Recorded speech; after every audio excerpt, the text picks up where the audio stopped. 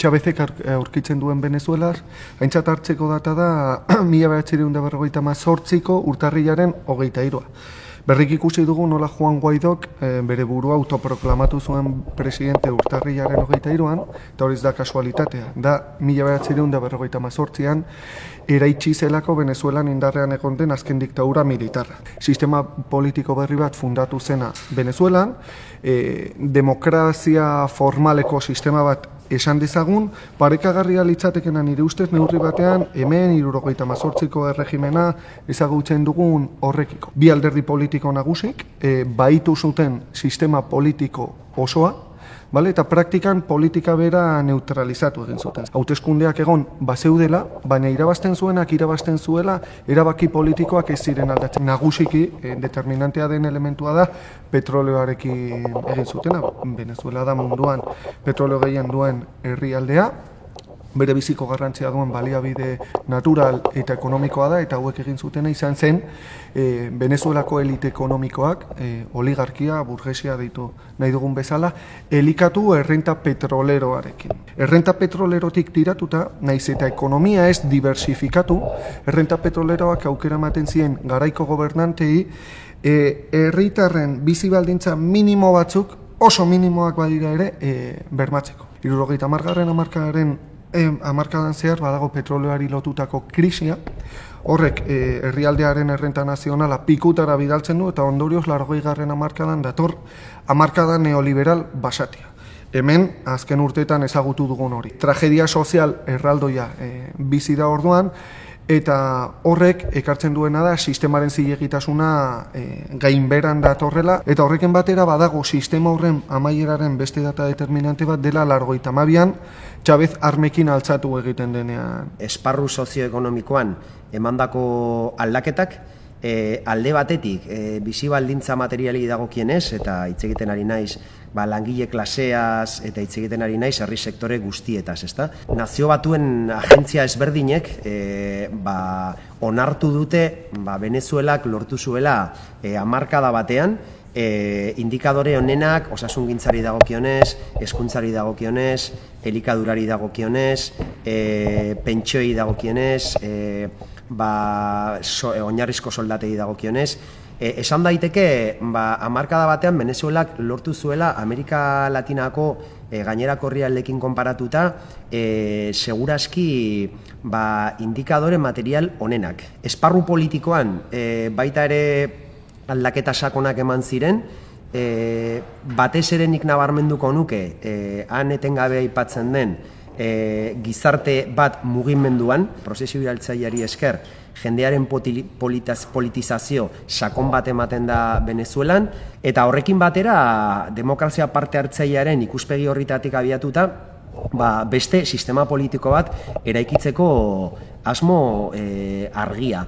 Eta hortan dago, herri boterearen kontzeptuaren berreskurapena. Estatuaren kudeaketari dagokionez, hor daude hainbat hutsune, batez ere inefizientziarekin lotuta, gero baita ere alderdi haren barruan, baita ere hor hutsune batzuk azpimarratu genezake, esan genezake, batez ere txabismo de base delakoak askotan aldarrikatzen duena da, alderdian barne astintze bat beharrezkoa zen pixkat boterea gehiago zabaltzeko. Txabismoa da hori, Chavezen bueltan eraikitako mugimendu politiko bat, bere heriotzak dudarik gabe atzean zuen herri horren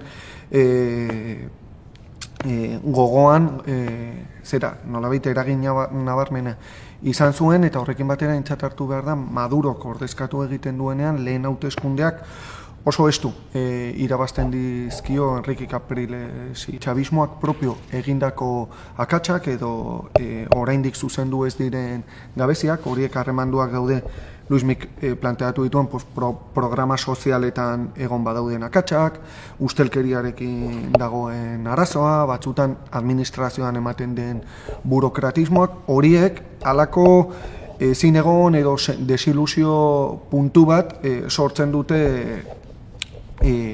herritarrengan. Baina bestetik jakin badakite Estatu Batuetako enbajadak oso ongi esan dielako Txabismoa ez dutela inoiz boteretik kanporatuko ekonomia kaltetu egiten ez bada. Da estrategia suizida bat herrialdearentzat, baina ekonomia kaltetu eta kaltetu eta kaltetu. Espekulatu egin da bere monetaren kontra, nolabait inflazioa disparatzeko herrialdearen barruan. Gertatu da, sektore importatzailea Venezuelan egun jarraitzen duelako enpresari opositoren eskuetan. Munduko herrialde guztiek diru falta propioa dutenean aukera duten nazioarteko merkatuetara jotzen. Venezuelari hori betatu egin zaio. Inolako zalantzari gabe Venezuelako presidente bakarra da Nicolás Maduro. Batetik, bera delako zilegitasun demokratikoa daukana, bale? Hemen ezin dena alboratu da iaz 2018ko maiatzaren 20an hauteskunde batzuk ospatu zirela Venezuelan, hauteskunde orokorrak.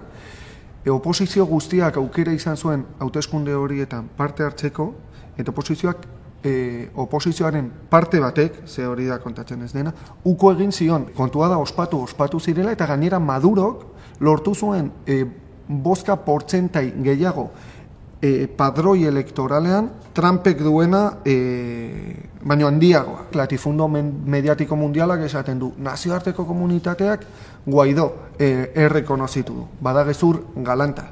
Badago egia da Limako taldeko herrialdeek rekonozitu dutela Guaidó, estatu batuek ere, eta Europar Batasuneko hainbat eta hainbat herrialdek ere.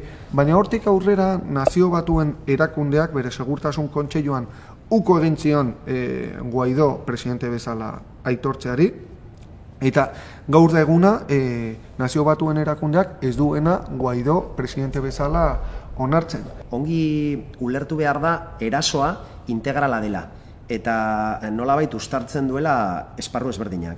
Ekonomikoaz gain badago esparru militarra. Eta esparru militar hori, biolentziari lotutakoa, garatu da momentu ezberdinetan, eta oraingo honetan ere eraso ekonomikoa uztartzen da biolentzia politikoarekin. Haien asmoa da, berriro ere, hildakoak eragitea Caracas'en eta hiri nagusitan, nolabait kaosa sortzeko eta nolabaiteko interbentzio militar bat justifikatzeko. Esparru politikoa ere bada, erasoaren beste gune bat, hemen garrantzitsuena da aipatzea gobernu paraleloaren ideia. Gobernu paralelo bat sortzen dugu, horri aitortza ematen diogu, eta gure helburua izango da, Libian edo Sirian gertatu zen bezala, saiatzea Venezuelako lurralde zati bat bereganatzea, eta bereganatzen baldin badugu, hortik hasiko gara, nolabait edatzen gure kontrol territoriala Venezuela osoan zehar. Herrialde imperialistek jakin badakite gakoa dela indar armatuak. Eta momentu honetan, eta 20 urte hauetan, Venezuelako indar armatuek erakutsi duten jarrera politikoa nahiko sendoa eta tinkoa izan da gobernuaren aldekoa. Indar armatuen paperaz gain, beti bezala herri txabistaren papera. Ondatu dira lorpen sozialak, eta nolabait jendearen bizi baldintzak okertu dira nabarmen, hori ezin da ukatu. Erasoaren ondorioz neurri handi batean. Horren helburua ez da bakarrik jendearen bizi baldintzak okertzea, baizik eta moral politikoa hondatzea.